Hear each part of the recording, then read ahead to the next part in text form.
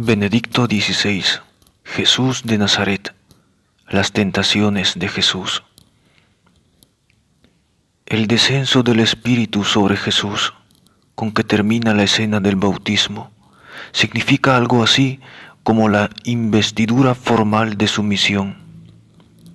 Por ese motivo, los padres no están desencaminados cuando ven en este hecho una analogía con la unción de los reyes y sacerdotes de Israel al ocupar su cargo.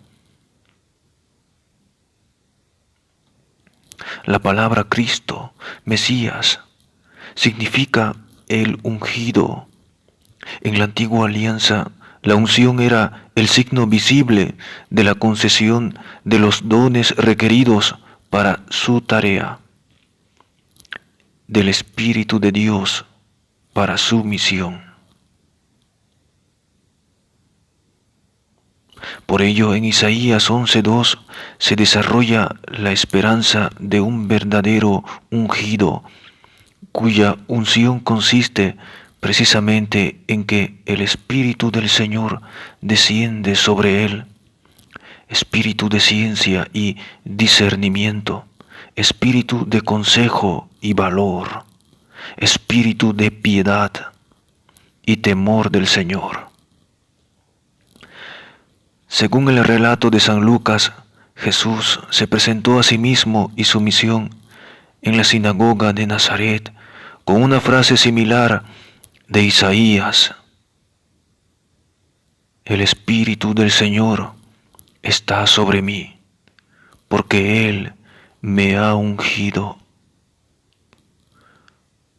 La conclusión de la escena del bautismo nos dice que Jesús ha recibido esta unción verdadera, que Él es el ungido esperado, que en aquella hora se le concedió formalmente la dignidad como rey y como sacerdote para la historia y ante Israel.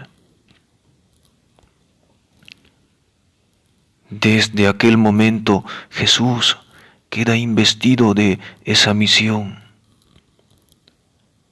Los 3 evangelios sinópticos nos cuentan, para sorpresa nuestra, que la primera disposición del Espíritu lo lleva al desierto para ser tentado por el diablo.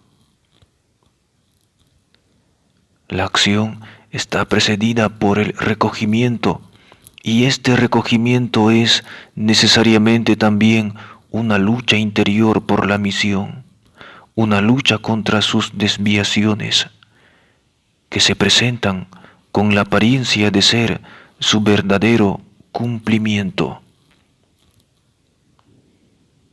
Es un descenso a los peligros que amenazan al hombre, porque sólo así se puede levantar al hombre que ha caído. Jesús tiene que entrar en el drama de la existencia humana.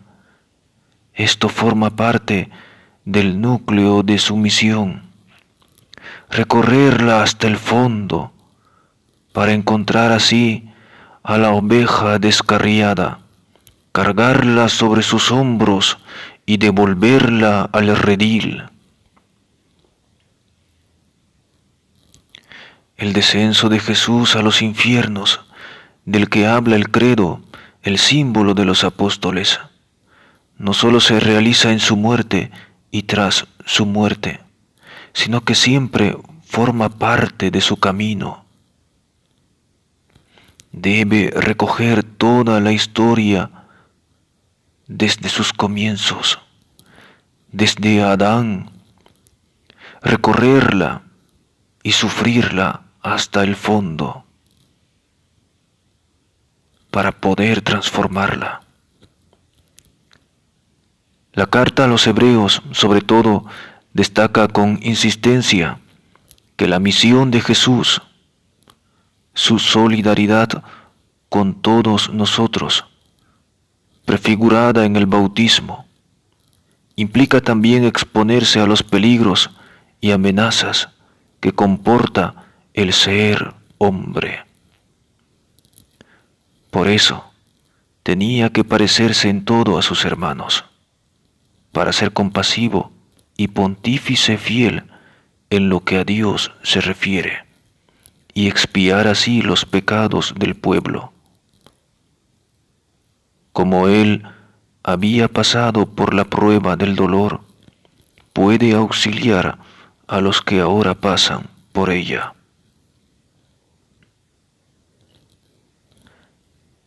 No tenemos un sumo sacerdote incapaz de compadecerse de nuestras debilidades, sino que ha sido probado en todo exactamente como nosotros, menos en el pecado.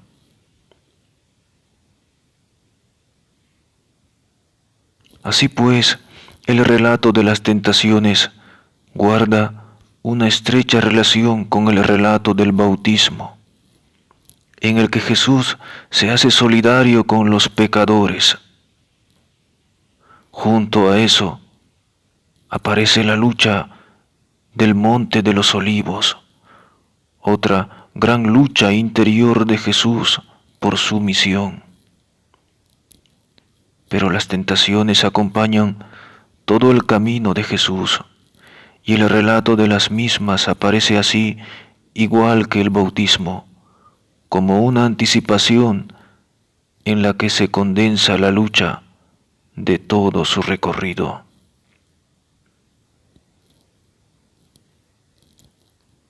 En su breve relato de las tentaciones, Marcos pone de relieve un paralelismo con Adán, con la aceptación sufrida del drama humano como tal. Jesús vivía entre fieras salvajes y los ángeles le servían. El desierto, imagen opuesta al Edén, se convierte en lugar de la reconciliación y de la salvación. Las fieras salvajes, que representan la imagen más concreta de la amenaza que comporta para los hombres la rebelión de la creación y el poder de la muerte, se convierten en amigas como en el paraíso. Se restablece la paz que Isaías anuncia para los tiempos del Mesías. Habitará el lobo con el cordero, la pantera se tumbará con el cabrito. Donde el pecado es vencido, donde se restablece la armonía del hombre con Dios, se produce la reconciliación de la creación. La creación, desgarrada, vuelve a ser un lugar de paz, como dirá Pablo, que habla de los gemidos de la creación que, expectante, está aguardando la plena manifestación de los hijos de Dios.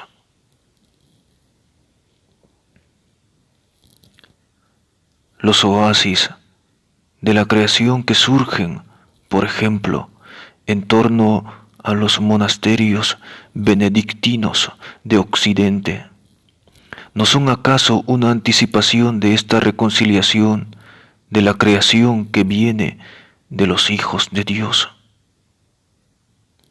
Mientras que, por el contrario, Chernobyl, por poner un caso, no es una expresión estremecedora de la creación sumida en la oscuridad de Dios.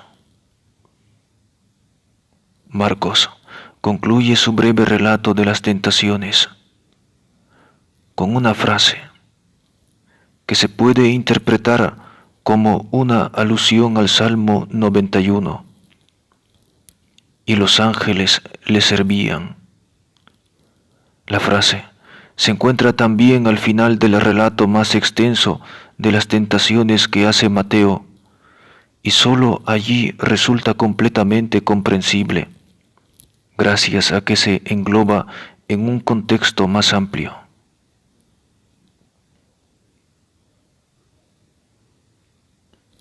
Mateo y Lucas hablan de 3 tentaciones de Jesús en las que se refleja su lucha interior por cumplir su misión. Pero al mismo tiempo surge la pregunta sobre qué es lo que cuenta verdaderamente en la vida humana.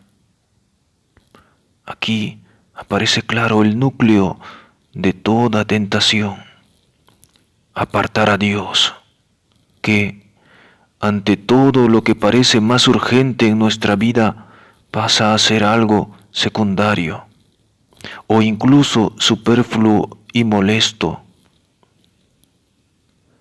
Poner orden en nuestro mundo por nosotros solos, sin Dios, contando únicamente con nuestras propias capacidades, reconocer como verdaderas solo las realidades políticas y materiales y dejar a Dios de lado como algo ilusorio. Esta es la tentación que nos amenaza de muchas maneras.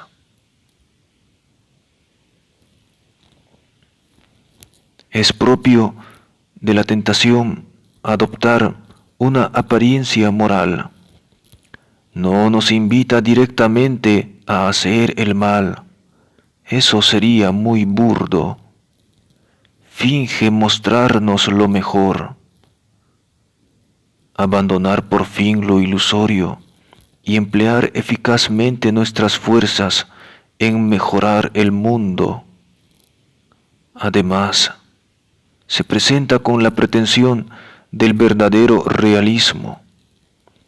Lo real es lo que se constata: poder y pan. Ante ello, las cosas de Dios aparecen irreales, un mundo secundario que realmente no se necesita. La cuestión es Dios. ¿Es verdad o no que Él es el real, la realidad misma? ¿Es Él mismo el bueno o debemos inventar nosotros mismos lo que es bueno? La cuestión de Dios es el interrogante fundamental que nos pone ante la encrucijada de la existencia humana. ¿Qué debe hacer el Salvador del mundo o qué no debe hacer? Esta es la cuestión de fondo en las tentaciones de Jesús. Las 3 tentaciones son idénticas en Mateo y Lucas, solo varía el orden.